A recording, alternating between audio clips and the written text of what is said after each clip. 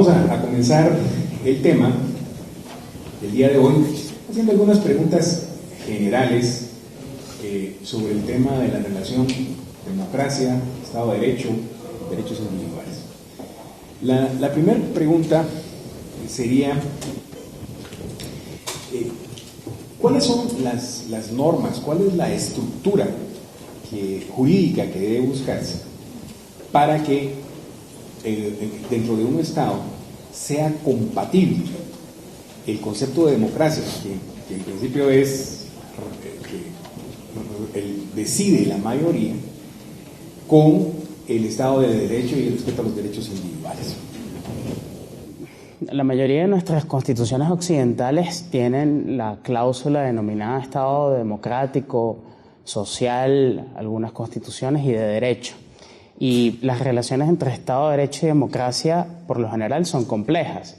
Se ha asumido en la discusión constitucional y política actual que no hay ningún tipo de incompatibilidades entre ellas, sino que son dos ideas que conviven pacíficamente. No es tan cierto porque, como advertíamos en el primer coloquio, en el caso del Estado de Derecho, la preocupación central del ideal político del Estado de Derecho es cómo se ejerce el gobierno, independientemente de quién detenta el poder. Y la preocupación de la democracia es quién detenta el poder. Y en este caso, la atención o el foco va dirigido al pueblo.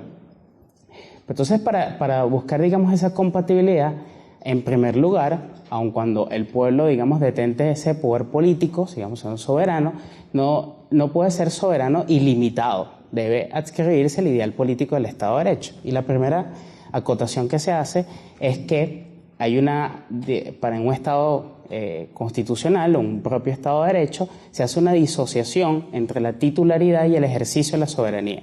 Esa titularidad pertenece al pueblo soberano, pero el ejercicio está condicionado a los cánones que establece la propia Constitución. O sea, el pueblo no puede ejercer la soberanía en desmedro de la propia Constitución, porque si no pierde sentido la Constitución, digamos, como normativa, como suprema y como supralegal.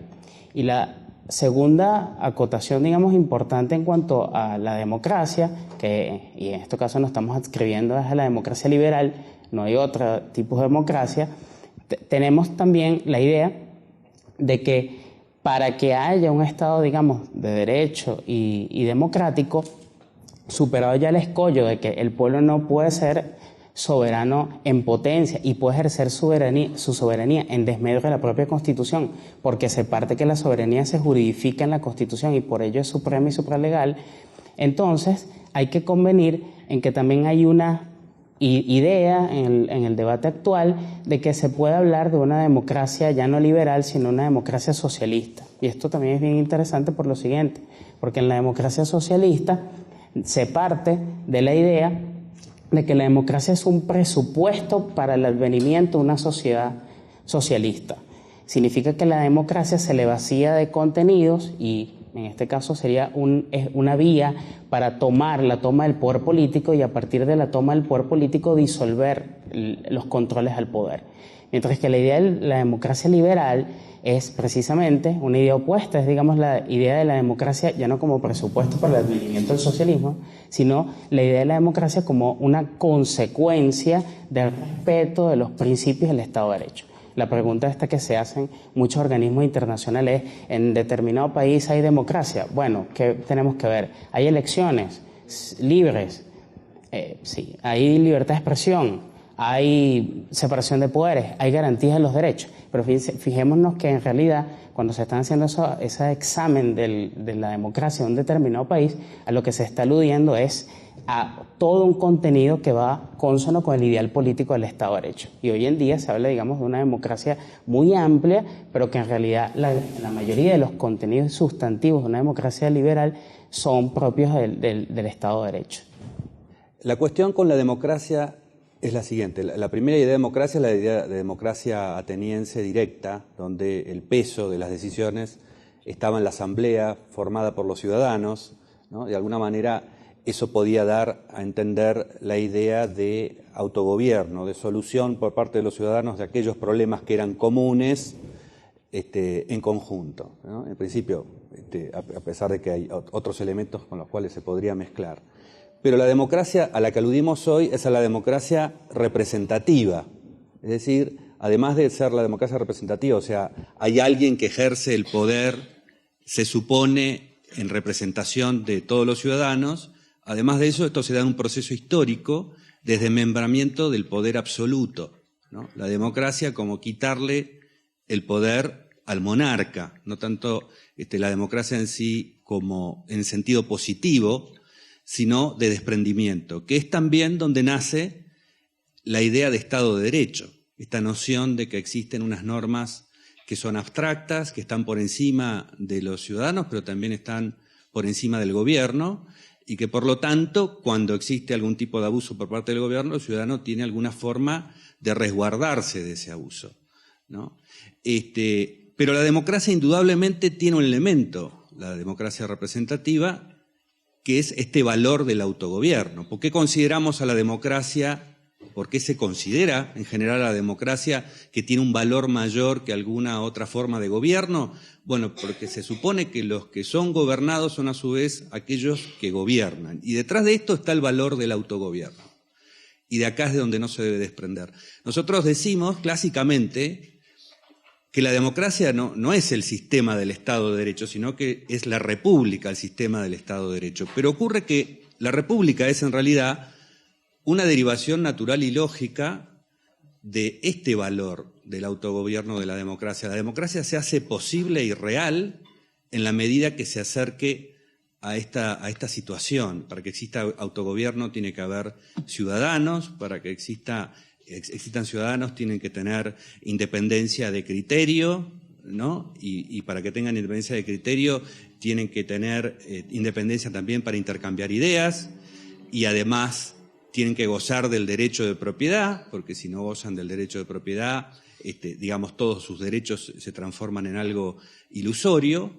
Así que esta es una cuestión que está lógicamente íncita en la idea de democracia, y que después se actualiza y se vuelve real con la idea de república. Ahí hay división de poderes, ahí hay periodicidad de los mandatos, ahí hay derechos individuales, que en realidad es lo fundamental, ahí hay publicidad de los actos de gobierno, ¿no? Todas estas cosas tienen sentido en la medida que seguimos manteniendo el valor original. O sea, la república es en realidad la derivación. Claro, acá hay grandes confusiones que se producen en este cambio por algo que yo explicaba el otro día, y que es que la tradición liberal busca desprender derechos del rey, y ahí es donde se alimenta y nace como forma de pensamiento, y en algún momento parece transformarse en aquello que justifica al gobierno, y hay un cambio de rol, ¿no? Se pasa del sentido del liberalismo como algo negativo al sentido del liberalismo casi como programa. Y acá está la cuestión donde se mezcla con formas de pensamiento anteriores, que tienen que ver con cómo legitimar al gobierno, ¿no? ¿Qué es lo que hace que un gobierno pueda sostenerse que es válidamente gobierno, ¿no? Y acá está la gran cuestión, porque se cambia el rol cuando se empieza a pensar en el liberalismo como un programa. Y acá está la gran diferencia entre la Revolución Francesa y la Revolución Inglesa, y son dos tradiciones muy distintas. Una está hecha en esta idea nace y se alimenta en esta idea del desprendimiento, y la otra la de barrer absolutamente con un orden político, reemplazarlo por otro. ¿Cuál? ¿No? Porque estaba esta idea de desembarazarse de la arbitrariedad real. ¿Pero cuál? Porque ahora pasamos a ser nosotros aquellos que gobernamos. Y acá es donde digamos, no se advierte esta cuestión de que no importa si gobernamos nosotros como representantes o gobernamos nosotros porque decimos que derivamos nuestro poder de alguna decisión divina, o derivamos nuestro poder de la cuestión de la herencia y de la tradición. No importa a los efectos de los derechos individuales, sino que lo que importa es el límite a ese poder. Y acá aparece la idea de Rousseau, la voluntad general, que la voluntad general no es en realidad la mayoría. La voluntad general es un ente, ¿no?, abstracto, creado para cerrar un agujero lógico que se da por este traspaso. Hay un agujero lógico. ¿Cómo hacemos para justificar el poder si lo que queremos es establecer derechos? Es un poco absurdo. Tenemos que tener un gobierno que nos gobierne. La relación de gobierno es una relación de desigualdad, es una relación de mando y obediencia. Entonces decimos que el poder viene no de nosotros individualmente, no de aquellos que están personalmente ejerciendo el poder, etcétera, sino de una voluntad general que tampoco es la mayoría, es el Estado, en definitiva. Lo único en concreto que terminamos conociendo de la voluntad general es el Estado. Por lo tanto, en esta tradición empieza a aumentar el poder del Estado, mientras que en la tradición inglesa digamos, esta confusión no se da. Ahora, analicemos la historia desde que aparece la doctrina republicana con Montesquieu y la discusión de la Constitución de los Estados Unidos, ¿no? La división de poderes, todo esto que hemos hablado, y podríamos, para responder la pregunta original, preguntarnos si así como con la idea de democracia no fue suficiente para establecer los derechos humanos, para los derechos individuales, perdón, con lo que vino después, con lo que se sumó, ¿no? Con estos dispositivos de división de poderes, etcétera, se logró garantizar los derechos individuales. Y la respuesta a la pregunta sería: la República fue un paso en ese sentido, no está terminado, nunca va a estar terminado. El derecho constitucional y la cuestión del Estado de Derecho marca la relación del individuo con el poder. Esto es lo fundamental. Y esta relación del individuo con el poder sigue estando en crisis, y diría que hay una tendencia a la pérdida de los derechos individuales que es bastante marcada. Por lo tanto, hay más cosas que hay que discutir y que hay que incorporar a este debate, ¿no? Yo creo que una de esas cosas es el poder de imposición, por ejemplo, ¿no? Esta cuestión de que nosotros somos los que gobernamos, porque tenemos una democracia y es representativa, y además tenemos derechos individuales, y el poder está dividido justamente porque le tenemos desconfianza, pero nos cobra por todo esto, ¿no? Y cuando nos cobra y no pagamos y no podemos discutir y vienen y nos ejecutan, ¿no? ¿Y en qué sentido seguimos siendo representados nosotros? Si los representantes nos cobran, vienen con la policía a cobrarnos.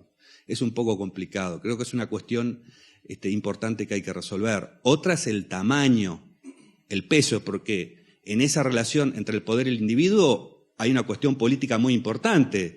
Yo puedo tener un gigante, ¿no?, al que le atribuyo mediante una constitución funciones protectoras.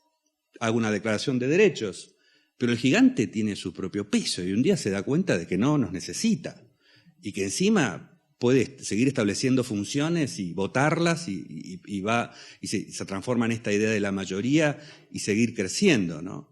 Entonces, otra de las cuestiones que creo que actualizaría el debate de la relación del individuo con el Estado y esta de la cuestión del Estado de Derecho es el tamaño de las administraciones y los gobiernos en relación a los individuos. Y hablo de la descentralización, ¿no? De que el poder esté cada vez más cerca de las personas, no más lejos, donde encima es más fácil la mitificación, ¿no? Esto diría para...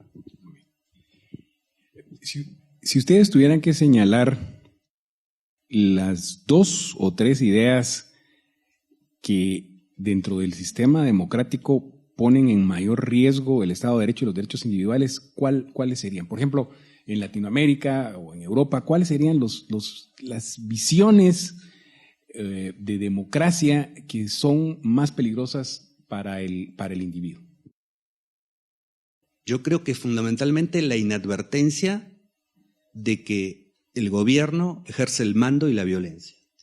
Este es el no advertir. Por esto de haber transformado la cuestión constitucional en un programa, ¿no? Algo que tenemos que hacer. Cuando, mediante declaraciones o con una filosofía que mientras estuvo en vigencia y digamos, era la idea predominante, los sistemas constitucionales funcionaron. Ahora, ¿funcionaron por los resguardos formales o funcionaron porque esa era la idea predominante, ¿no? Pero de alguna manera el liberalismo clásico, cuando hace esta vuelta y se transforma en una forma diferente de justificar al gobierno, cae también en este error y empieza en el ánimo de defender al Estado como un defensor de los derechos, ¿no? Abre la puerta para decir, bueno, ya que estamos, ¿no? Inadvertidamente, ya dejamos de pensar que el gobierno es algo peligroso, que es algo que se impone por la fuerza, en consecuencia es algo bueno. Y ya que lo hemos puesto para defender los derechos de propiedad, tenemos otras ideas, ¿no? Y aparece la salud, la educación, los tratamientos contra la obesidad, la imaginación empieza a crecer. La otra es la idea que hablamos el otro día de legislación, ¿no? De derecho como decisión política. La inmediata asociación entre la decisión política y el derecho y la obligación, ¿no? Cuando se dice, hay que cumplir la ley. Ojo que tenemos que hablar, cuando hablamos de ley, en el sentido de Bastiat, como la organización del derecho de defensa, o podemos hablar de ley como forma de imponer cosas sobre los demás, o sea, del uso de la fuerza, o de ley simplemente como decisión política tomada con un procedimiento complejo. Se cumple el procedimiento y esto es la ley, ¿no? Yo creo que es esa, esa cuestión. La otra es, diría, un cierto, yo lo llamo buenismo, ¿no? Que está atrás de esto de no advertir que son relaciones de fuerza, las relaciones políticas, y que lleva a pensar que el liberalismo, esta cosa que habrán escuchado muchas veces, que el liberalismo se vuelve salvaje, porque no acepta que este monstruo que ha sido desatado sea usado para otras cosas, no acepta el uso de la fuerza para cosas como tener hospitales, por ejemplo, o tener educación gratuita. Entonces, esto es un poco salvaje una vez que advertimos que tenemos esta llave, que tenemos este mecanismo inmediato para solucionar los problemas, tan inmediato como salir a asaltar a una persona por la calle, ¿no? Y nosotros hablamos de un sistema que sea sustentable y sostenible. Sí, hay que responder a la pregunta, ¿cómo se soluciona la situación de fulano de tal hoy que está en la calle? Y se pone frente a este dilema. Y lo que nosotros estamos tratando de establecer es cuál es el sistema de convivencia a largo plazo, cuál es el sistema por el cual es menos posible que una persona esté en la situación o que tenga mayores oportunidades de salir adelante. Así que estas son, creo, algunas de las cuestiones que ponen en crisis esta cuestión. Bueno, en las constituciones occidentales, en algunas, no todas, vamos generalizando, se encuentran, digamos, algunos aspectos de la democracia que me parece que es por una confusión, digamos, conceptual.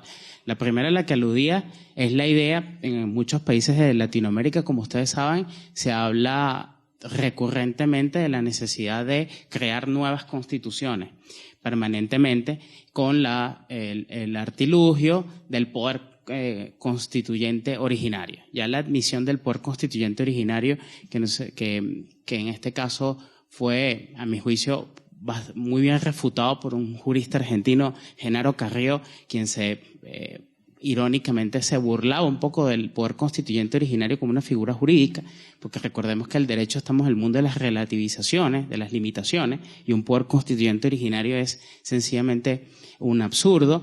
Esta idea de asociar, digamos, a la democracia como sinónimo de un poder total en el pueblo, lo que algunos liberales se quejaban con el tema de la democracia ilimitada. En el caso, por ejemplo, de Venezuela, en la Constitución se habla de que la soberanía popular, en este caso, se encuentra intransferible, reside de forma intransferible en el pueblo.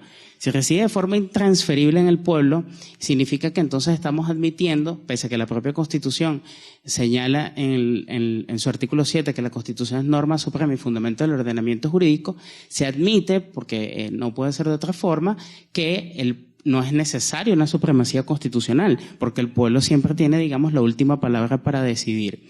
Y esto, en este caso, parte de una confusión que hay en muchas constituciones en lo que advertía anteriormente, entre la diferencia entre titularidad y ejercicio de la soberanía. Las constituciones democráticas claramente reconocen que la titularidad de la soberanía está en el pueblo, pero su ejercicio está ilimitado por los textos constitucionales. Si no, no habría supremacía, ni mucho menos habría supralegalidad. como sinónimo aquí de rigidez constitucional. La segunda está asociada a una idea muy actual de ver en la democracia, buscar unos orígenes de la democracia en la época ateniense, y entonces asociar ya no democracia como participación del pueblo en los asuntos de gobierno, sino también como democracia como búsqueda de la igualdad material. Entonces, para ello también hay muchas constituciones que no van a poner el énfasis en la igualdad ante la ley, sino énfasis en la igualdad en la ley. Y esto como una nota característica de la democracia. Y otro tercer aspecto, porque son muchos, pero por ejemplo, para resumir, está uno que me parece bastante delicado, que es la tergiversación o mutación del rol de los tribunales en las sociedades democráticas.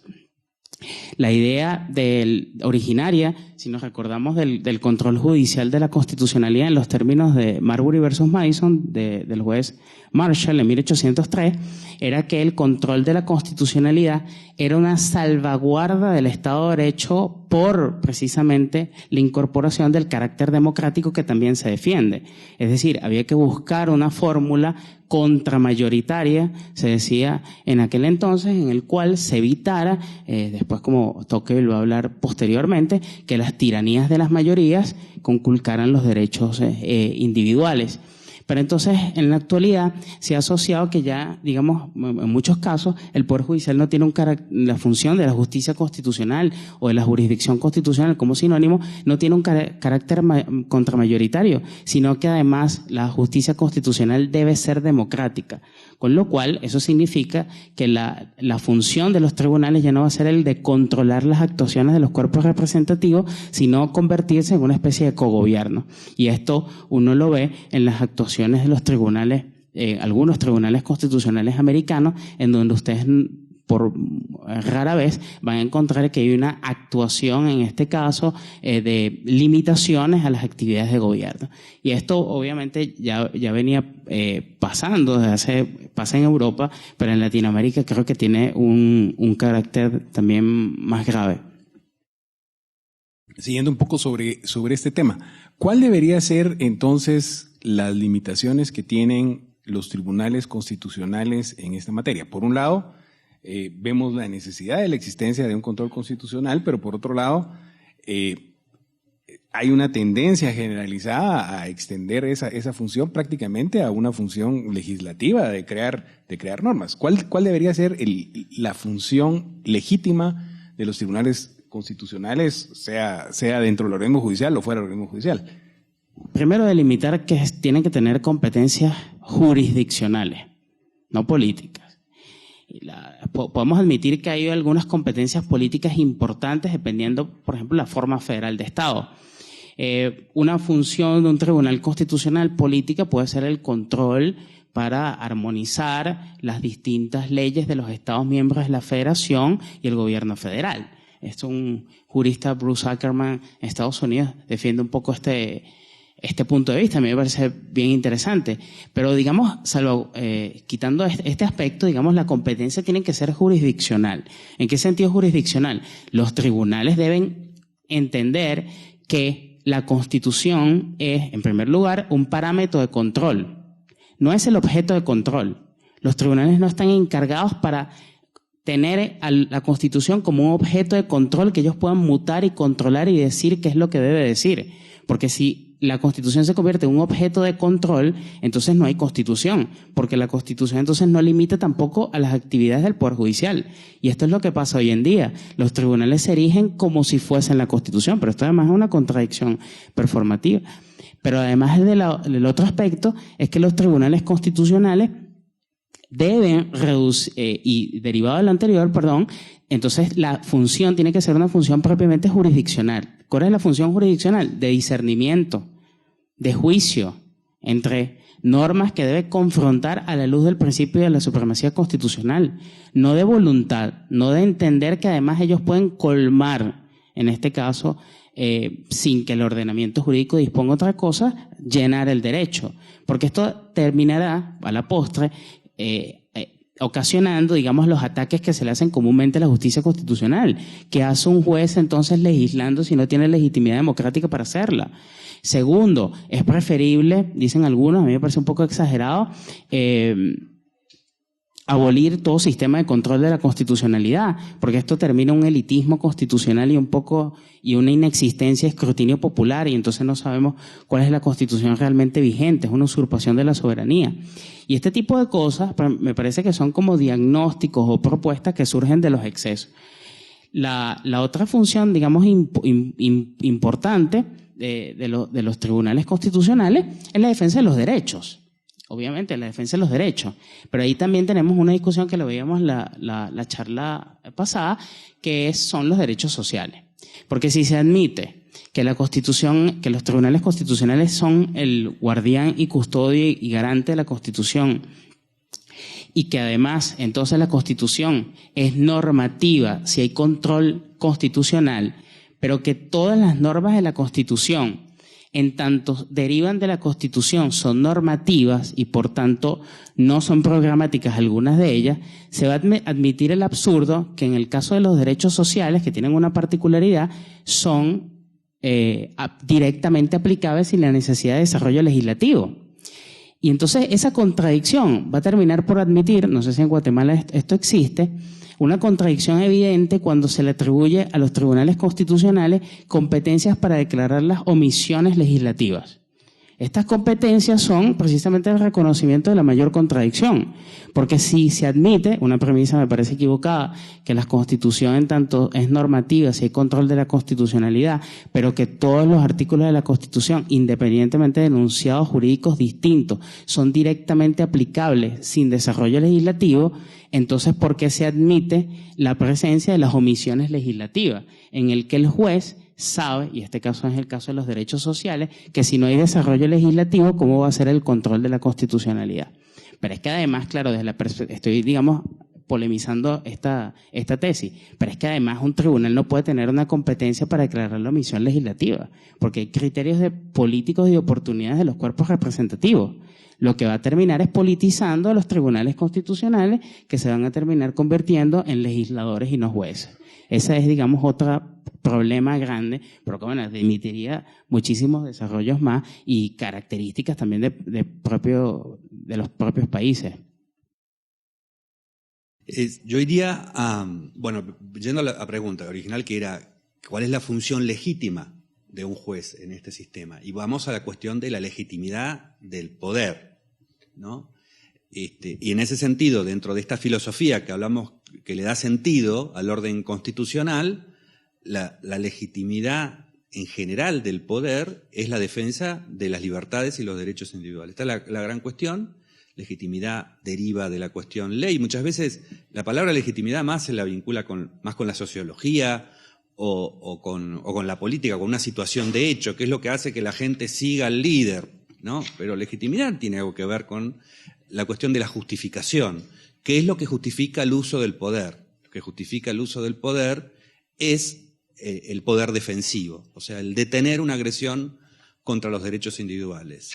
Decía Alberti, el gobierno no está para generar riqueza, sino para hacer justicia. Entonces todo el gobierno está para hacer justicia, en este sentido, para que lo podamos identificar. Y acá hay un concepto que es muy importante para entender, la diferencia entre los derechos en un sentido negativo y los derechos en un sentido positivo, los derechos individuales, ¿no?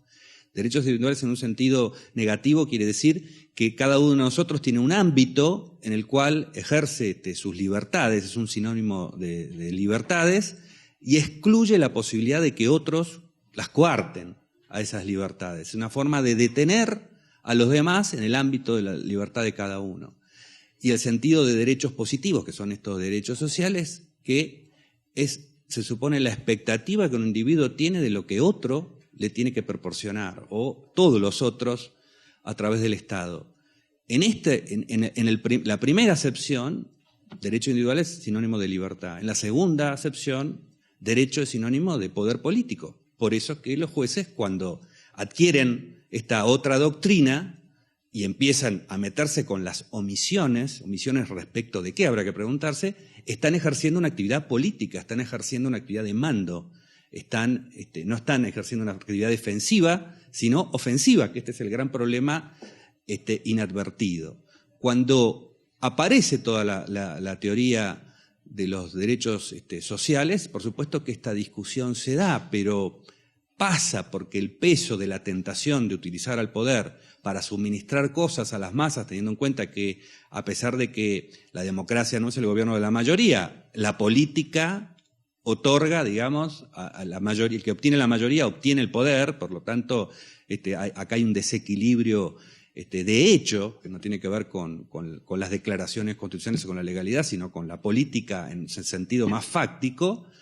Esta tendencia se va perdiendo, aparecen inclusive algunas explicaciones desde la economía, lo que se llama la teoría social del mercado, que es una forma de ceder. Vamos a ceder un poco porque estamos defendiendo esto de la libertad demasiado, un poquito vamos a conceder.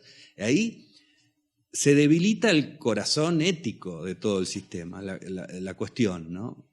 Entonces, como decía el otro día, si los derechos están basados en necesidades, las necesidades son ilimitadas, eso es lo primero que se aprende en economía, y por lo tanto, si el poder está para ejercer, para poder atender a las necesidades, el poder tiene que ser necesariamente ilimitado. No tiene ningún sentido la idea de Estado de Derecho, la idea de límite al poder, ninguno. Y si se acepta este cambio de doctrina del sistema constitucional y republicano por otro socialista, ¿no?, donde la omisión significa el juez puede intervenir en la vida social, el juez o el legislador o cualquiera puede intervenir en la vida social para determinar que cuando alguien no obtiene algo, se puede utilizar la fuerza contra un tercero para poder suministrárselo, ¿no? Es decir, el juez vendría a ser, a través de esto de las omisiones, el ejecutor del restablecimiento del paraíso en la tierra, del paraíso terrenal, ¿no? Hacia eso es un poco con lo que vamos. Contaba el otro día esta idea de el estado de providencia viene acá. Y esto requiere necesariamente un ejercicio alto de la violencia del Estado. Esta es la parte no inadvertida de todos los paraísos. Paraíso en la tierra necesita también un infierno en la tierra. Esto es indispensable. Por eso es que el socialismo, cuando lo vemos socialismo real, son infiernos, ¿no? Y los paraísos y los infiernos necesitan explicarse a través de la maldad y el pecado. ¿Por qué fulano no tiene una casa? Por la maldad de Mengano.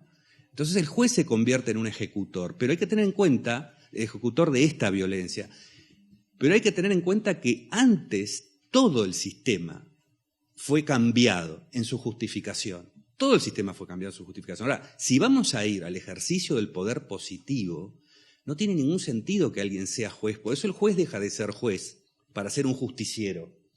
Por eso el legislador deja de ser legislador o controlador del gasto del Estado para ser otro justiciero. Y por eso el poder ejecutivo también pasa a ser un justiciero. Y si el ejercicio del poder es lo que nos permite tener casa, salud, etcétera, limitarlo es un absurdo. No hay que limitarlo, hay que ilimitarlo, ¿no? Es que nos va a llevar adelante la felicidad. Y si la felicidad se consigue a través del ejercicio del poder, o sea, el ejercicio de la violencia, tampoco es necesario criticarlo al poder. La prensa se convierte en una molestia de este programa. Y así vamos pasando por el derecho a libertad de expresión, por la prensa, todo se va relativizando. Por lo tanto, yo creo que esta función judicial nueva es fruto de la confusión general. Es el final anunciado de aquella pérdida del norte, ¿no? Si ustedes fueran asesores de un nuevo Estado que se está fundando, en el que quisieran dos elementos, quisieran ser un Estado democrático, pero quisieran ser también un Estado de derecho en que se respetaran los derechos individuales, ¿cuál serían las recomendaciones que podrían darle a ese nuevo Estado? Ahora se me ocurren dos.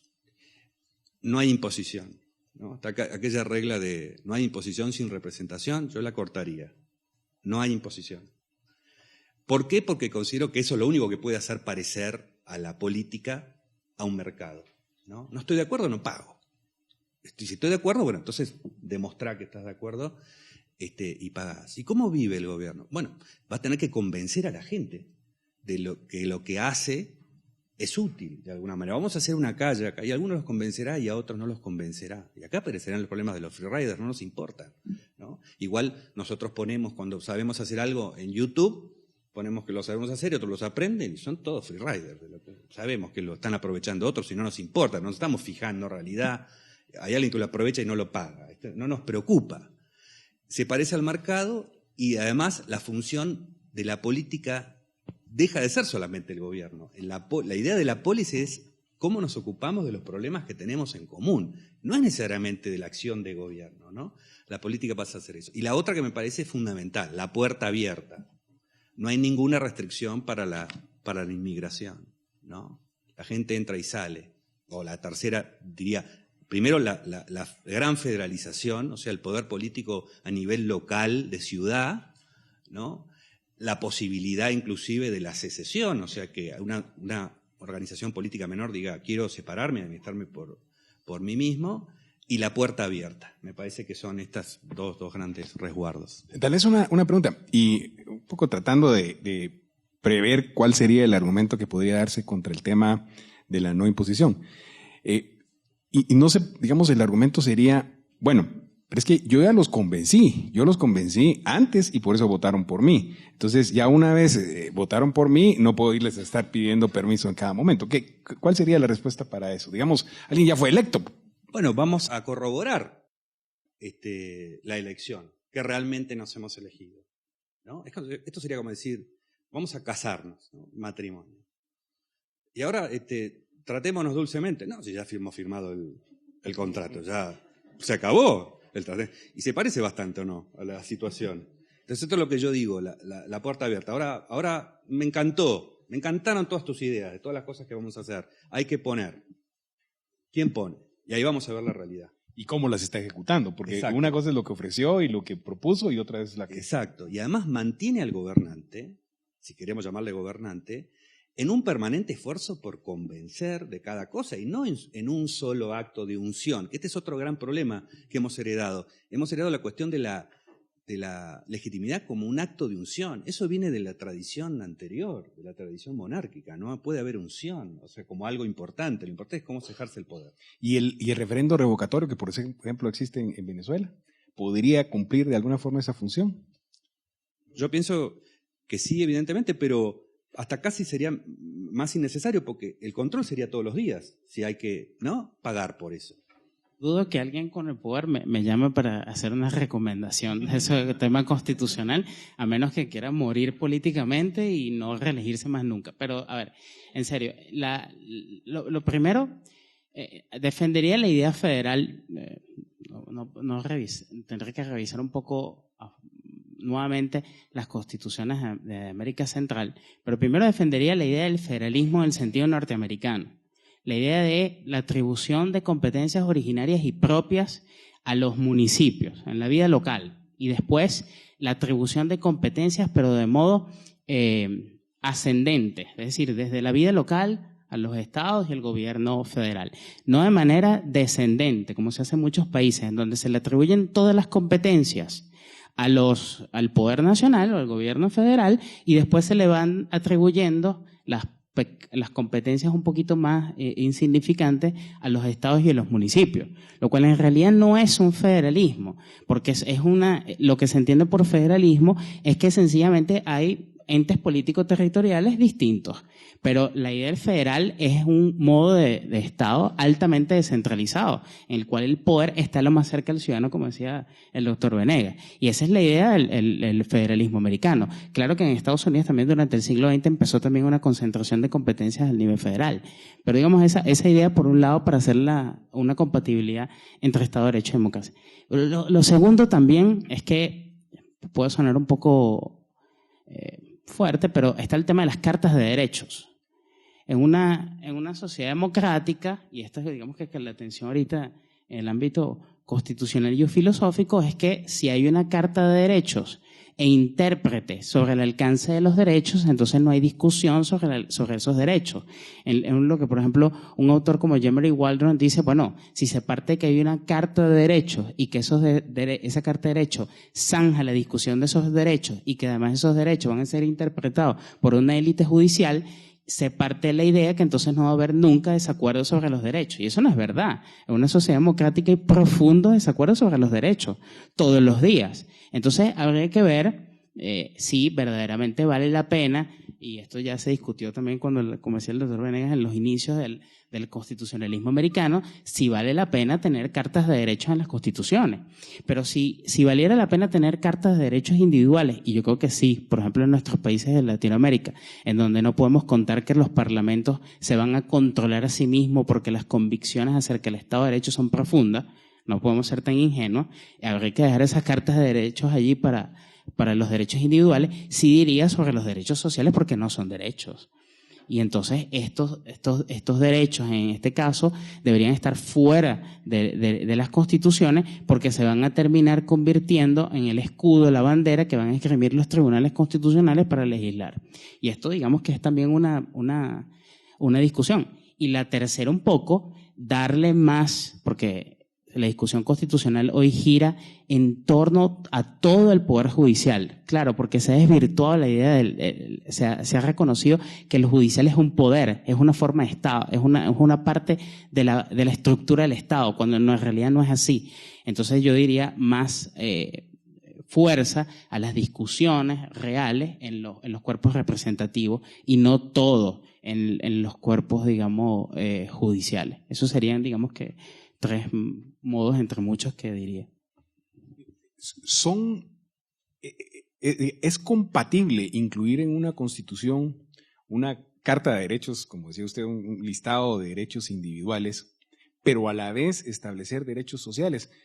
Es decir, ¿crea eso una incompatibilidad interna en la Constitución, una contradicción interna en la Constitución, o es perfectamente posible pensar como que existen dos mundos distintos, uno de los derechos individuales y uno diferente de los derechos sociales? ¿Tal vez?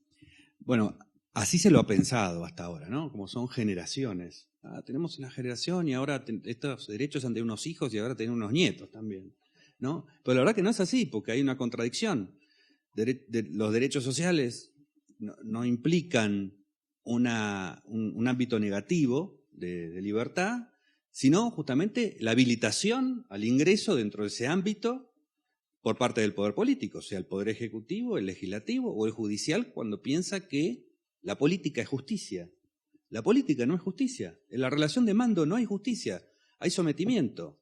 Por lo tanto, justicia y política en ese sentido no son compatibles. Yo no le puedo llamar derechos sociales pensando que es una derivación lógica de lo anterior. Es una negación de lo anterior. Y lo peor no es tanto el costo inmediato, ¿no? Porque puede transformarse en inocuo, que es lo que se pensó a través de la incorporación de la idea de la economía social de mercado. Bueno, pues si es inocuo, es poco, no es mucho. No, el problema es, el gran costo es haber cambiado la doctrina del poder. El gran costo es justamente los derechos sociales cambian las cosas, ¿no? Ahora los que están en el gobierno en muchas ocasiones vienen a buscarnos y a exigirnos cosas para darle beneficios a otros. Ya no somos iguales ante la ley. Esta es una cosa que es muy importante, ¿no? Ya no somos iguales ante la ley. La ley a veces es nuestra enemiga, a veces es nuestra amiga. Y piensen en una cosa que además lo que esto produce en largo plazo, pero este ya es el argumento económico, ¿no? Cuando empieza la idea del impuesto a las ganancias, que venía con esta argumentación, ¿no? Era el 5% de la población que lo pagaba. Hoy lo paga cada ciudadano. ¿Dónde está? ¿Dónde está el programa por el cual se supone que las mayorías populares, pobres, no iban a pagar impuestos y los iban a pagar los ricos? ¿Dónde está el resultado? Hoy ningún Estado, esto el llamado social, menos llamado socialista, puede sobrevivir sin esquilmar hasta el más pobre de los ciudadanos, con los impuestos al consumo, etc. Entonces, además, es una farsa, ¿no? El punto real es la aparición, bueno, la doble tradición que hay en nuestros países, la que por lo menos yo observo modestamente, entre el ideal político del Estado de Derecho en el sentido anglosajón y una tradición del derecho continental europeo absolutamente colectivista. Lo que decía el doctor Venegas, y hablamos en la charla pasada, en que se nos habla del derecho constitucional, pero con una disciplina bajo los cánones de la Europa continental, que no tiene constitución sino hasta mitad del siglo XX. Y después entonces asumimos las teorías constitucionales del redescubrimiento del constitucionalismo de los europeos continentales que nunca tuvieron constitución. O sea, creo que lo que va a salir de allí no va a ser muy positivo, porque en realidad, en el caso de Europa continental, después de la Segunda Guerra Mundial, es que están redescubriendo los principios que por lo menos en los textos formales ya toda América Latina tenía hace más de 200 años.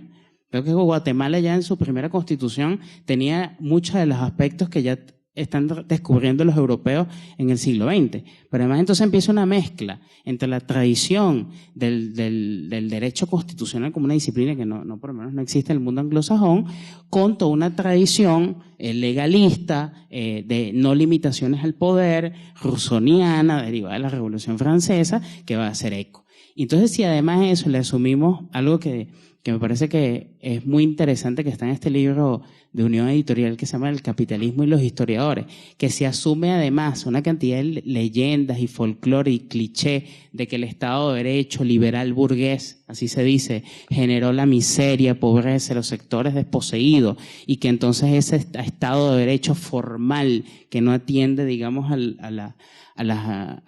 está en oposición a la sociedad, se le debe nutrir, superar por la cláusula Estado social, y que ese Estado social no es más que una fórmula de la socialdemocracia, como se hablaba la charla pasada, para disolver el orden político social liberal, y que consta de 3 cosas que están claras en los textos constitucionales. 1, la llamada Constitución Económica. 2, los derechos sociales. Y la tercera, una idea que está muy clarísima, se dice mucho en los libros de derecho administrativo, la legislación motorizada. Es que ya no, por más que le demos fuerza al Parlamento, es innecesario. Esa gente discutiendo allí es muy lenta. Vamos a darle habilitaciones al Poder Ejecutivo para que el Poder Ejecutivo, vía decretos, leyes, termine de disolver una maquinaria perfecta a los derechos individuales en procura de los derechos sociales. ¿Y cuál es la terminación de eso? Un contrasentido, porque como se decía, si hay un Estado social en el cual va a disolver la división entre derechos de libertad y derechos sociales, porque se admite que todos son prestacionales y que además el Estado debe perseguir el interés general o la cuestión social, entonces no hay justicia, porque ya los tribunales tienen un interés que a priori que deben defender, derivado del derecho tuitivo. Y segundo, además de esto, que no puede haber control judicial sobre los actos del Estado. Porque es que además el control sobre los actos del Estado impide la prestación que requiere el Estado social.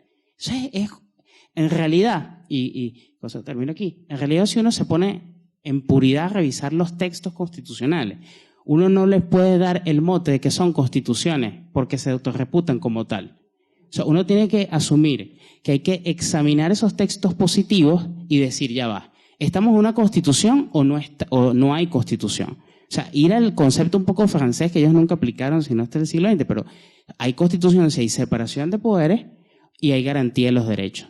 Si no hay garantía de los derechos individuales, que es lo que importa en las constituciones actuales, y además no hay separación de poderes porque lo que hay es colusión de poderes en contra de los individuos, entonces no hay constitución. Eso es, digamos, un aspecto que a mí me parece importante tener en cuenta, más allá de las clasificaciones ontológicas de Lowenstein, que me parece interesante, si es una constitución nominal, si es una constitución semántica, que ayuda mucho en el análisis político. Una cosita. Sí, me parece muy importante esto de la idea de la Constitución como un programa de libertad o la Constitución como un programa de felicidad, ¿no? Por el hecho de que implica el ejercicio del poder. Y acá lo que estamos viendo como derecho constitucional es una gran impostura, es un vaciamiento final del programa constitucional para llevar a cabo un proyecto que, basado en la felicidad, pensemos en las mejores de las intenciones, basados en la felicidad, entienden que debe ejercerse el poder contra algunas personas en la sociedad para beneficiar o hacer felices a otras personas en la sociedad. Este es el programa. Y por eso es que después, cuando en el ejercicio directo del poder, los jueces o los presidentes o los legisladores que están en este segundo programa de la felicidad, empiezan a relativizar y vaciar cada vez más de contenido a la cuestión de la división de los poderes, a la independencia de los jueces, etcétera, en el sentido para poder aplicar justicia, y se entiende, porque la verdad es que no tiene sentido en el programa de la felicidad detener al poder. ¿Cómo vamos a detener a la felicidad? Solamente si tenemos un programa constitucional como su aspecto de libertad, entonces hablamos de límite. Si no, estamos perdiendo el tiempo, estamos perdiendo la felicidad al limitar al gobierno. Muy bien. Quisiera hacer una última pregunta y pasamos a la etapa de preguntas por los estudiantes. Esta pregunta que les voy a hacer, les voy a pedir que comenten unos temas de la Constitución de Guatemala. Solo me atrevo a hacerla porque son juristas de mucha experiencia y conocedores de derecho constitucional, porque pues normalmente uno requiere más tiempo para hacer un estudio, pero en términos muy generales, quisiera comentarles un par de artículos de los derechos individuales y compararlos con ese tema de ver si es posible o si es compatible tener esos derechos individuales y a la vez ciertos derechos sociales. Por ejemplo, el artículo 4 de la Constitución habla de libertad y de igualdad, y la oración que me interesa a mí dice: en Guatemala todos los seres humanos son libres e iguales en dignidad y derechos, por ejemplo. Y el artículo 5 habla de la libertad de acción. Toda persona tiene derecho a hacer lo que la ley no prohíbe, no está obligada a acatar órdenes que no estén basadas en ley y emitidas conforme a ella. Por ejemplo, en los derechos individuales están esas disposiciones. Pero luego tenemos, dentro de los derechos sociales, la tutelaridad de las leyes de trabajo. Y dice, tutelaridad de las leyes de trabajo: las leyes que regulan las relaciones entre empleadores y el trabajo son conciliatorias, tutelares para los trabajadores y atenderán a todos los factores económicos y sociales pertinentes, por ejemplo. Y el artículo 119, que habla de las facultades del Estado, tiene en materia económica, tiene por ejemplo el inciso D: velar por la elevación del nivel de vida de todos los habitantes del país, procurando el bienestar de la familia, un poco el tema de la felicidad. Y el H habla de impedir el funcionamiento de prácticas excesivas que conduzcan a la concentración de bienes y medios de producción en detrimento de la colectividad. Entonces, por un lado hablamos de libertad, en el de igualdad, en el sentido de igualdad ante la ley. Se puede hacer todo aquello que la ley no prohíbe, pero por otro lado el Estado va a velar por elevar el nivel de vida, va a velar por los trabajadores, va a velar por que no se concentre los medios de producción en algunas personas. ¿Es esto compatible o no? Tal vez comenzamos con... Bueno, no sé si se le dice en Guatemala palillo a los palitos de madera. ¿Sí? Palillo. Imagínense el empresario con un palillo y el trabajador con un garrote. Y ahí vamos a la pelea judicial. Porque digo con un palillo, y la expresión es un poco hago una traspolación de una explicación que hace Fernando Garrido Falla, no sé si ustedes lo conocen, un administrativista español, que decía, bueno, que hay dos tradiciones del derecho administrativo. Una tradición del derecho administrativo, que en realidad no sé, Daisy se moriría si le dan ese nombre, pero un régimen administrativo favorable a la libertad y un derecho administrativo francés que está en contra de la libertad. Y uno puede hacer esa traspolación al ámbito del derecho constitucional. Si hay, por ejemplo, a priori ya una tutela especial, diferenciada, un privilegio, que en el fondo es, a un sector de la población porque se reputa como débil jurídico, entonces no habrá un ordenamiento jurídico que vaya a respetar la igualdad ante la ley, sino que va a haber igualdad ante la ley y creaciones indiferenciadas en múltiples categorías de personas. Se llega al extremo, por ejemplo, la Constitución venezolana, de que hay un capítulo especial para los pueblos indígenas. O sea, los indígenas no son iguales que los venezolanos, son indígenas, ellos tienen una cosa distinta. Después hacemos un capítulo para los orientales, después un capítulo para los ricos, y entonces hay un sistema totalmente distinto. Por ejemplo, los pueblos indígenas en Venezuela no tienen un derecho a la asociación política como tal. No, pero ellos no pueden adscribirse a los partidos tradicionales, ellos tienen que tener como unas tarjetas distintas para sus partidos políticos. Es decir, es una idea también que en el derecho va a terminar por convertir que ya no estamos precisamente en el mundo del derecho liberal ni del Estado de Derecho. Es contradictorio admitir la presencia en las constituciones de derechos individuales y derechos sociales desde el prisma del liberalismo. Pero desde el prisma de otras corrientes es sumamente compatible, porque lo que se quiere con ello es destruir el orden social político liberal. Eso es lo que se quiere. adrede. Si ustedes ven, por ejemplo, la obra de Fortov y de Hermann Heller, ustedes verán que explícitamente lo dicen. Hay que agudizar el conflicto que hay en la sociedad burguesa, en la cual hay unos derechos para, digamos, los propietarios de los medios de producción, que son Satán, y la mayoría de la población víctima de ese Satán. Entonces, ¿qué hacemos? Procuramos, digamos, derechos sociales, y estos derechos sociales, con la maquinaria estatal, como decía el doctor Venegas, va a disolver ese orden social político liberal. Para además decir cosas como se decía en Venezuela, que era abolir la separación de poderes, porque la separación de poderes, en este caso, debilitaba el Estado. Bueno, sí, que siempre se creó para eso, porque un Estado fuerte es la negación de la libertad individual, es así.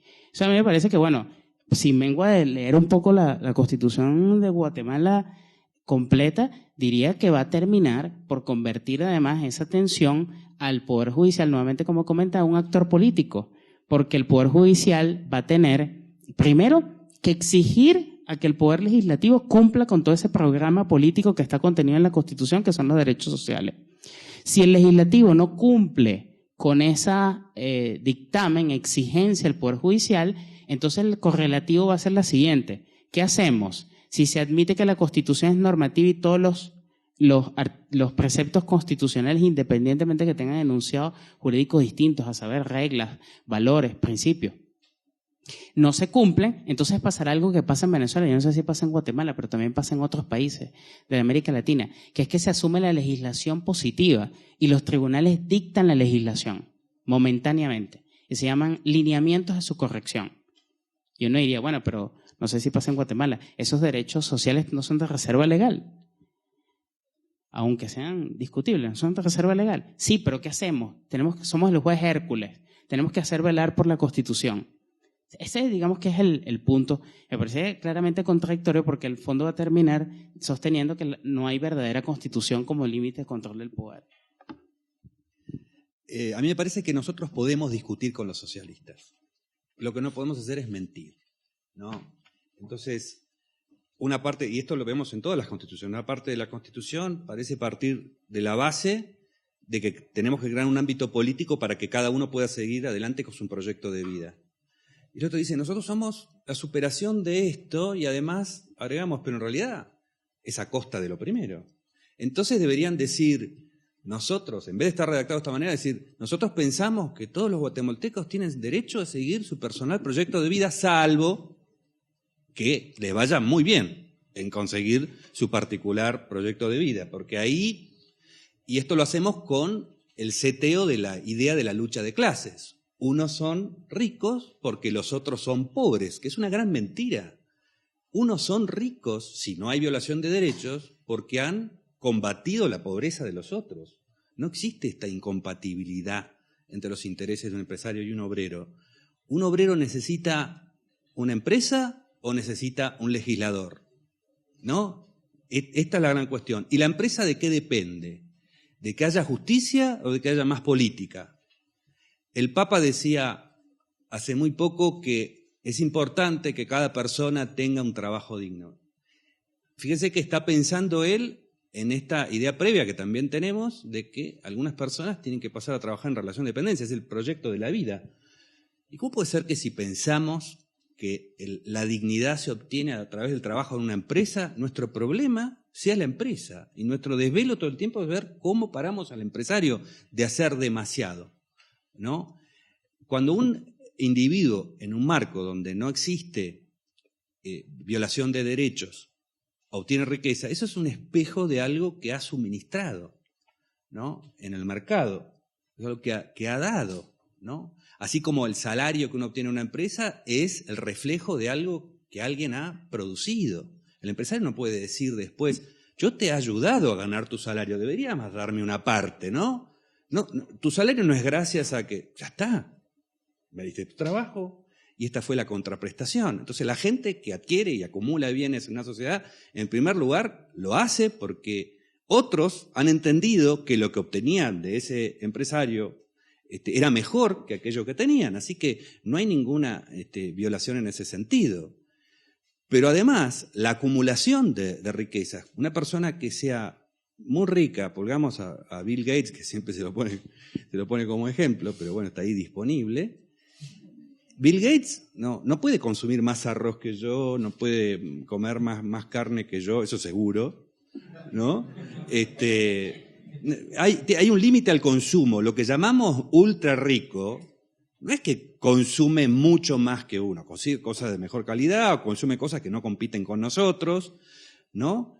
Pero en consumo no hay tantas diferencias. En acumulación de capital sí. Ahora ese capital está ahí para hacer infelices a aquellos que no tienen las mismas posibilidades o los mismos recursos, o está en un circuito productivo. Cuando se cuenta el nivel de bienes que tiene un empresario, una persona muy rica, ¿estamos contando lo que está consumiendo o estamos contando lo que tiene en el circuito productivo para producir más bienes para los demás? La acumulación de capital es también en función del combate de la pobreza. Hay bienes que no pueden ser suministrados a un precio suficientemente bajo si no se hacen a una escala mayúscula que requiere grandes concentraciones de capital, y por eso se explica por qué algunas personas que lo suministran obtienen grandes concentraciones de capital. Pero lo primero es esto: salgamos de la mentira.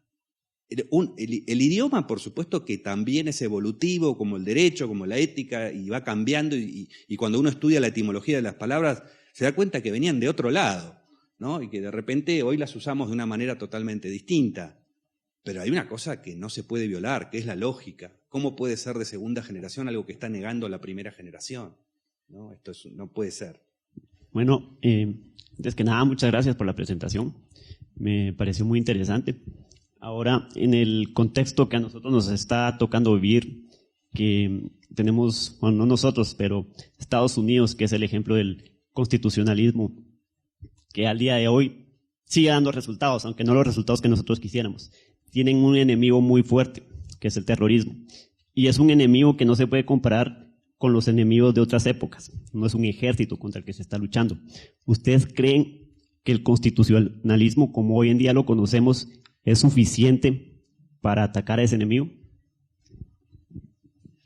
Bueno, no hay relación, ¿no? Para atacar a un enemigo uno tiene que adquirir fuerza. El constitucionalismo es suficiente para proteger la libertad de los ciudadanos norteamericanos, si se lo aplica, ¿no? El constitucionalismo, por ejemplo, en algunos de los casos más polémicos, como este caso de Snowden y demás, es suficiente para entender que el concepto de razón de Estado no tiene mucho que ver con el sistema constitucional. Es suficiente para entender, por ejemplo, que no se puede poner en crisis el sistema de libertades individuales en función de atacar a un enemigo, porque entonces ya el enemigo lo tenemos en el protector, y esta es una enorme contradicción, ¿no? Y no existe esa necesidad.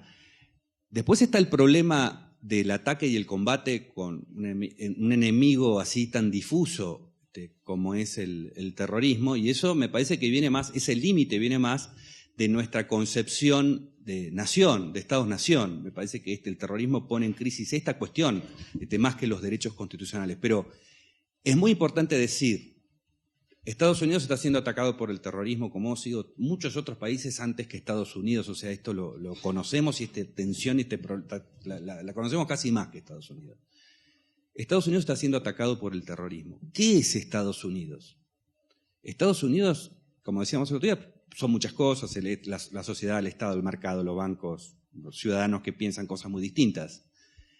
Pero fundamentalmente Estados Unidos como entidad es su constitución, es un sistema legal. Entonces, preservar la seguridad de Estados Unidos significa preservar su constitución. Para eso existen los ejércitos también. Se supone que para pelear afuera, para evitar digamos, el riesgo de la pérdida de las libertades hacia adentro. Entonces, en ese pasaje no se puede perder. La seguridad siempre es una amenaza, digamos, las amenazas externas o internas siempre son una amenaza para la libertad. Así como, en el caso de los derechos sociales, la incertidumbre, ¿no? Pucha, si no ponemos en la Constitución que tenemos derecho a una casa, por ahí no vamos a tener una casa. No, la verdad que lo podemos poner en la Constitución y hay menos probabilidades de tenerla, ¿no? Pero pasa lo mismo con la seguridad. Si no vigilamos a todos los ciudadanos, los terroristas pueden ponernos bombas. es muy fácil convencer de la necesidad de abusar del poder para solucionar un problema inmediato. Acá lo interesante es cómo se preserva Estados Unidos, y para mí cómo se preserva Estados Unidos ni siquiera es cómo se preserva su constitución escrita, es cómo se preserva ese espíritu que está en esa constitución. No vaya a ser que cuando nos estemos defendiendo, estemos nosotros convirtiéndonos en nuestros propios enemigos, que me parece que es el dilema, ¿no? Bueno, tu pregunta es complicada y creo que es muy actual. Yo diría también, como el profesor Venegas, que si uno es defensor del ideal político del Estado de Derecho, de la visión liberal, siempre defenderá esas convicciones independientemente de las circunstancias. Sin embargo, claro, para no ser tachado de ingenuo, habrán otras corrientes, digamos, realistas que van a tratar de decir, bueno, pero son las mismas circunstancias en los tiempos de normalidad, son las mismas circunstancias en tiempos de excepción. Y entonces ahí viene toda una discusión que es, digamos, importante, y siempre me recuerdo, creo que lo comentamos ayer fuera de la conferencia, que está el terrorismo, quizás uno de sus mayores logros es precisamente el acentuar la búsqueda de un Estado-nación en Estados Unidos que nunca existió.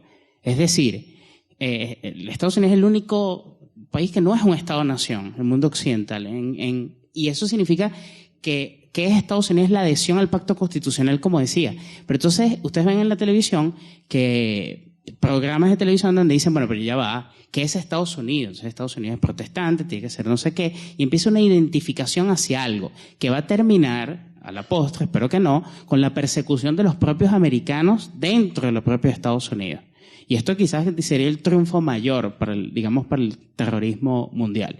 Esta mañana me levanté un poquito asombrado viendo en la televisión cuando venía para acá, porque un ciudadano mexicano cantó el himno de Estados Unidos y habían americanos diciendo que eso era ilegal. No sé, yo ahorita me paro y canto el himno de Estados Unidos y quiero cantar el himno de Estados Unidos. O sea, que como es un mexicano va a cantar el himno de Estados Unidos, y empieza una visión a buscar el verdadero americano. En ese fatídico libro de Huntington que se llama ¿Quiénes somos? Una especie de retrato racista en el que van a tratar de buscar, digamos, la protección frente a lo que nos quieren quitar. No, ahí hay que exaltar siempre el valor real de lo que fue Estados Unidos, que es un crisol de culturas, de religiones que se adhieron a un pacto constitucional. Y esa supuesta debilidad del liberalismo es su mayor fortaleza. Un enemigo como Carl Schmitt del liberalismo admitía ese sistema que pareciera como frágil en lo interno, es bastante agresivo cuando están en riesgo las libertades. Porque quien es libre siempre va a defender su libertad. El que no conoce la libertad no tiene nada que perder. Se puede perderla. Es la idea de Tocqueville. El que no es libre la puede perder. Y no importa. Que invadan Estados Unidos, lo tome Al Qaeda. No me interesa. Pero eso no es lo que va a pasar en Estados Unidos mientras esas convicciones, ese constitucionalismo, como tú bien dices, esté allí con todos los problemas que tiene vigentes. Si las convicciones subyacentes acerca de la importancia de ese ideal político estén presentes. Agregaría una cosa. Creo que, como decía Jesús, uno de los objetivos importantes del terrorismo es quebrar esa voluntad de mantener el sistema legal, ¿no? Es llevar a un Estado, en este caso Estados Unidos, que se supone que vive bajo la idea del Estado de Derecho, aunque tiene muchas nubes y muchas cosas en contra de esta cuestión, llevarlo a la situación de ser un igual moral que el terrorismo. Y esta es la principal tentación, el principal problema que se tiene que evitar. Pasar a ser un igual moral, pelear en el mismo terreno, porque la batalla del terrorismo es fundamentalmente moral, poner en crisis esta cuestión de la defensa de los derechos individuales. Así que ahí la respuesta, el uso de la fuerza es legítimo para defenderse de la agresión. Es legítimo el uso de la fuerza. No hay que pasar ese límite en el que el uso de la fuerza se convierte en una agresión, sobre todo una agresión contra el enemigo interno, que es lo que decía Jesús, ¿no? Hoy no es muy compatible con la idea de los hombres nacen y permanecen libres la cuestión de que hay un americano, ni siquiera la cuestión de que hay un inmigrante, ¿no? Si los hombres nacen y permanecen libres, ¿de dónde nacieron? No tendría mucho que ver. Pero este mismo sistema internacional que expande la idea tampoco falsificada de los derechos individuales como derechos humanos, fíjense que tampoco lleva al ámbito internacional la igualdad de derechos. ¿No? No hay igualdad ante la ley, hay derechos humanos universales, pero no igualdad ante la ley universal. Se supone que uno tendría que tener los mismos derechos en Estados Unidos que cualquiera que haya nacido o no haya nacido, o en Estados Unidos o en cualquier país, si es que realmente creemos que los derechos son humanos, ¿no? Tal vez antes de la siguiente pregunta, me gustaría tal vez que ampliara sobre ese tema de los derechos individuales como derechos humanos o no derechos humanos. Claro, porque los derechos humanos en realidad se definen como cuál es su fuente, ¿no? Que son los tratados internacionales. Aparecen con la Carta de Naciones Unidas, después de las horribles experiencias de las 2 primeras guerras mundiales, y son la pretensión de decir, derechos no solamente tienen los ingleses o los norteamericanos, los soviéticos también, nosotros vamos a decir que esto es una cuestión universal, así que son derechos humanos. Pero claro, para definirlos hay que adoptar una fórmula de compromiso, porque eso hay que conseguir que lo firmen los soviéticos, los chinos, etcétera, que no creen para nada en esta cuestión, así que hay que disolver el sentido del derecho. ¿Para qué? Para que una parte sean libertades, pero otra parte sean no libertades. O sea, derechos sociales, llamamos a estos derechos humanos y empezamos a sumar.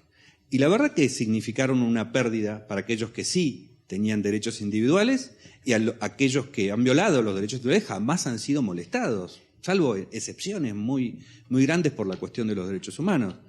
Pero yo le digo, no tengo tanto problema con la terminología humanos porque está referido a esta circunstancia particular, ¿no? Quiero decir que son de todos. Si quiero decir que son de todos, cada uno de los países signatarios tiene que admitir la igualdad ante la ley de cualquier extranjero dentro de su frontera. La Constitución de la Argentina dice: los extranjeros gozan en la Argentina de los mismos derechos que los nacionales. Es genial esa fórmula, tampoco se cumple en la Argentina, quiero decir, hay las mismas restricciones a la inmigración que hay en todos lados, ¿no? Pero esta sí sería una forma política de combatir la arbitrariedad, que la gente pudiera escapar de los sistemas autoritarios. Es parecido a esto de me encanta el programa de gobierno, yo pago, entonces hay que poner el dinero, ¿no? Entonces me parece que muchos de los abusos de los abusos contra la libertad se terminarían con la puerta abierta, ¿no? Por eso vamos a hablar de igualdad ante la ley, ¿no? Cualquier individuo tiene que tener derecho a establecer relaciones privadas con cualquier persona de cualquier lugar del mundo, en igualdad de condiciones, y no puede haber estatus, una cosa como un estatus migratorio, porque eso es una desigualdad ante la ley. Bueno, el tema también de los derechos humanos pasa también porque en las cartas de derechos humanos, Hayek se critica un poco esto en Derecho, Legislación y Libertad, que la idea de los derechos humanos empezó como una idea legítima en cuanto a exaltar la idea de derechos individuales como espacios de inmunidad del ciudadano frente al poder, y terminó en esta mentalidad racionalista constructivista de idear derechos y derechos y derechos y derechos, en donde muchos de ellos son producto de la necesidad de transformar las instituciones jurídicas vigentes. Entonces, bueno, se llega al exceso donde ya la propia palabra derechos ya ha perdido cualquier tipo de significado descriptivo y ya ha adquirido una connotación más emotiva para dirigirlo en las disputas políticas, en las disputas ideológicas, y que precisamente ha llevado también al exceso de que, bueno, aunque los derechos humanos sean un pleonasmo, porque no creo que haya otros derechos que no sean humanos, pero también ahora hay derecho a los animales, las ideas las bioideologías, las ideologías de la ecología, los derechos de la naturaleza, donde en realidad se violan también el propio principio de alteridad, es decir, la idea de que haya, digamos, un deber correlativo a ese derecho.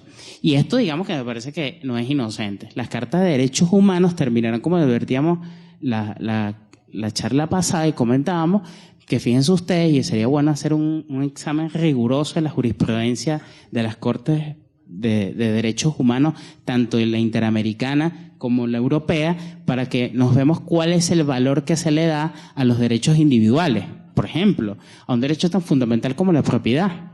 Se defiende abiertamente se dice que es fundamental, o se dice que admite relajaciones, que es un derecho relativo, pero además sí en esa jurisprudencia ustedes van a encontrar que se dice que son fundamentales, no son relativos todos los derechos sociales.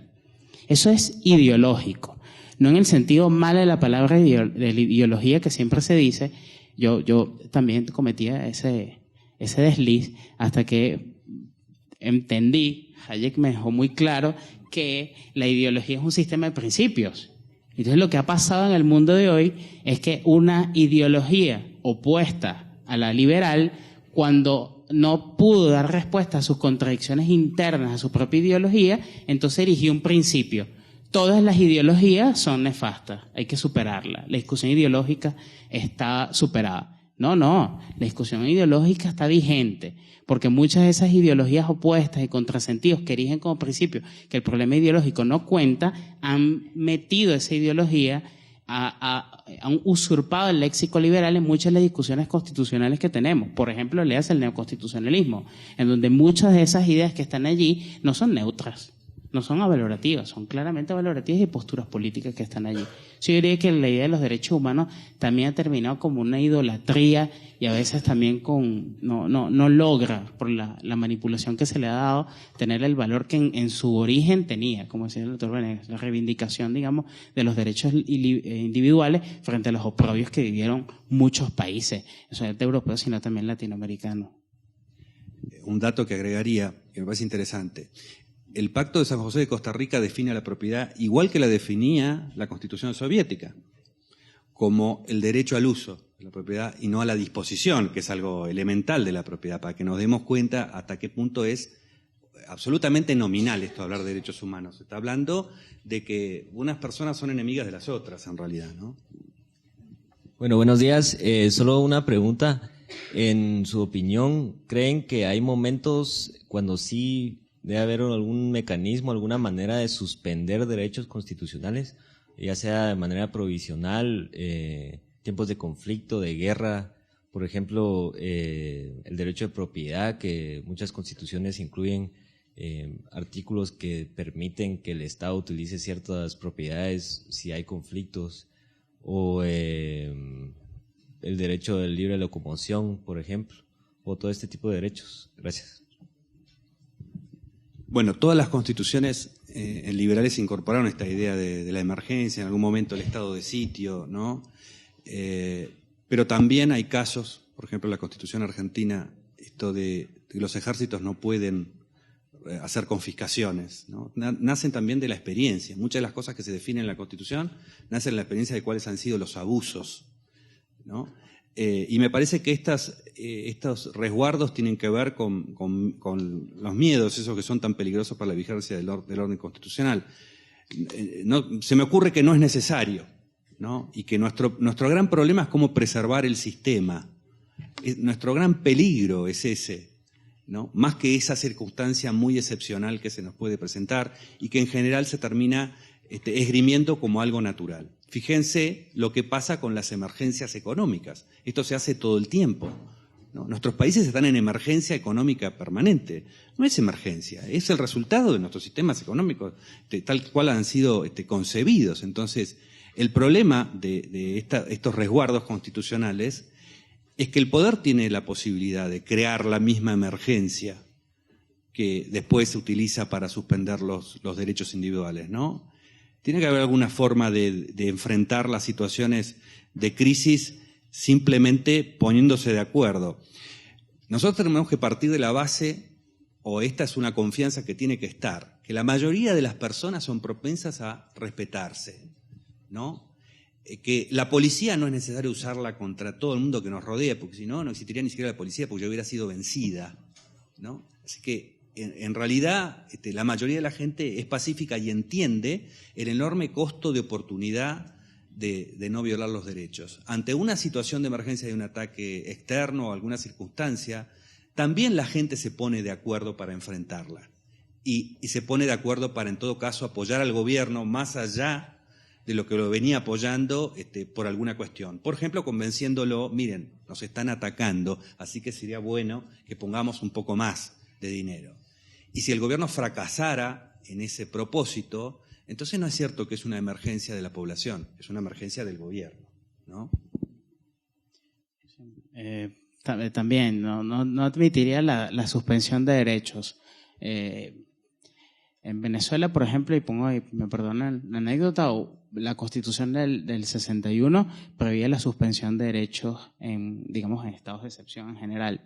Eso terminó con una tragedia enorme en el año 89 porque ante una huelga de policías y unas protestas populares, lanzaron el ejército a la calle. Significó una masacre.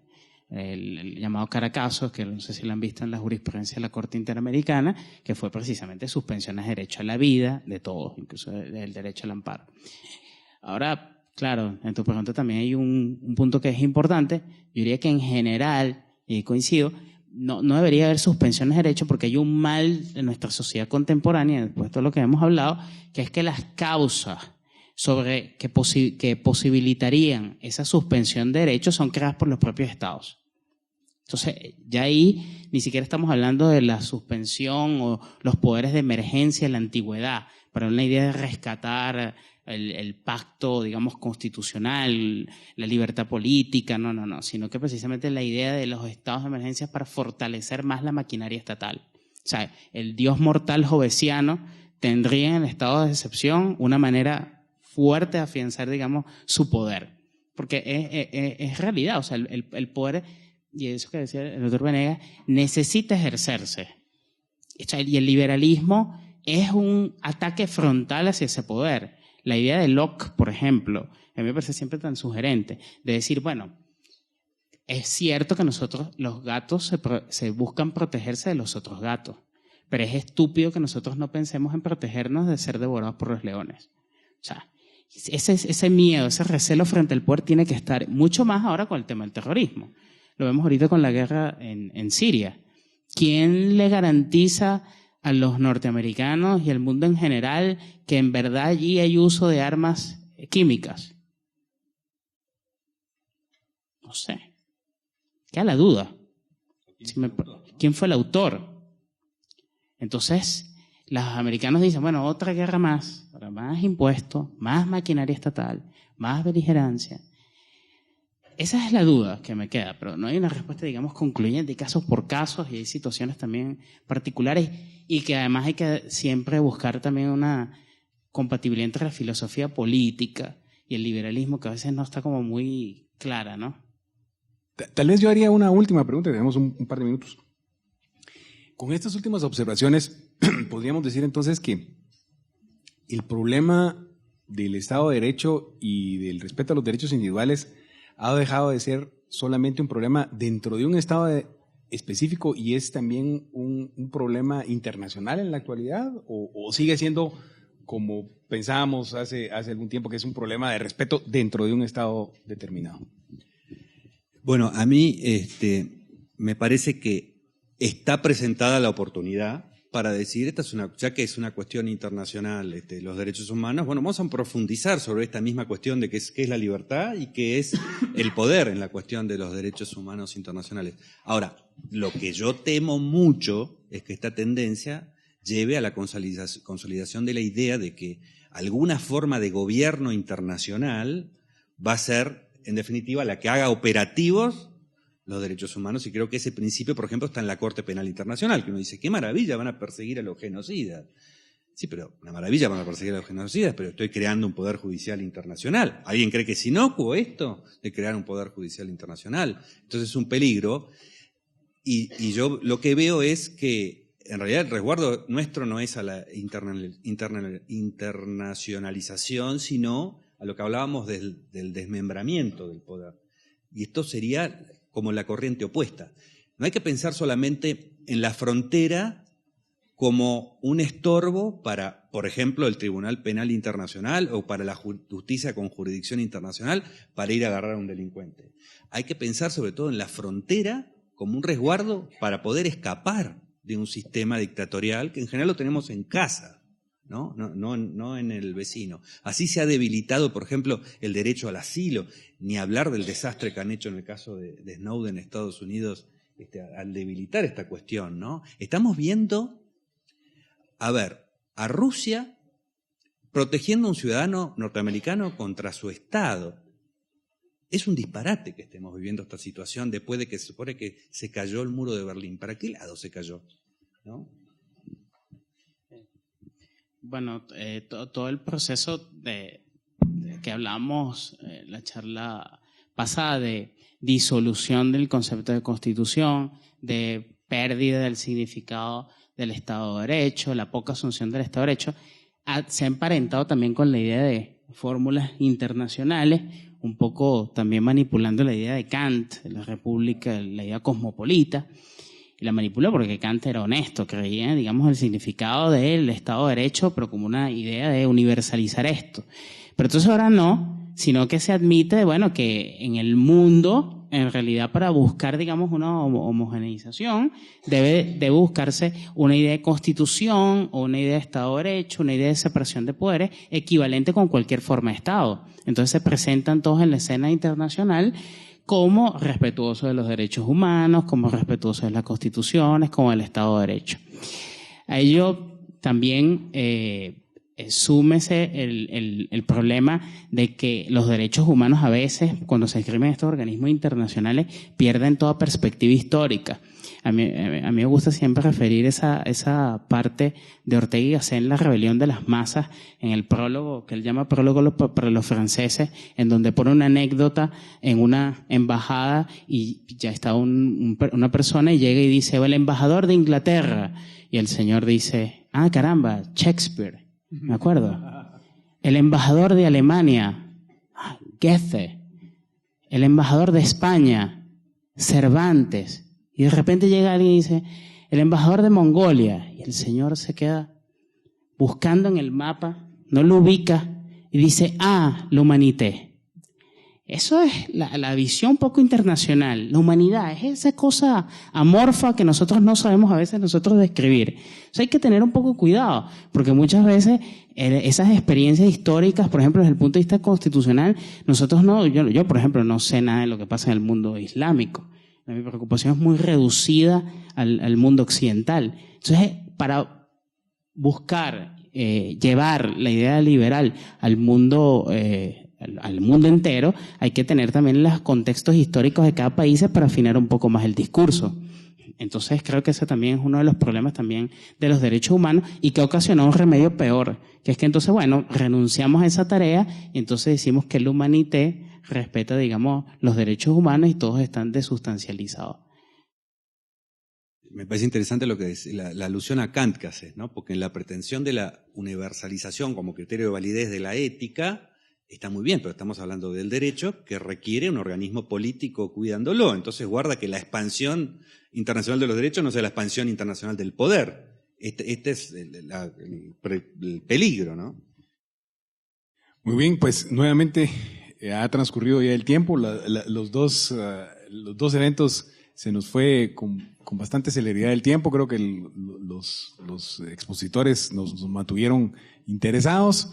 Concluimos el día de hoy. Nuevamente nuestros agradecimientos y creo que ha sido una exposición muy valiosa para nuestros alumnos y profesores. Muchas gracias.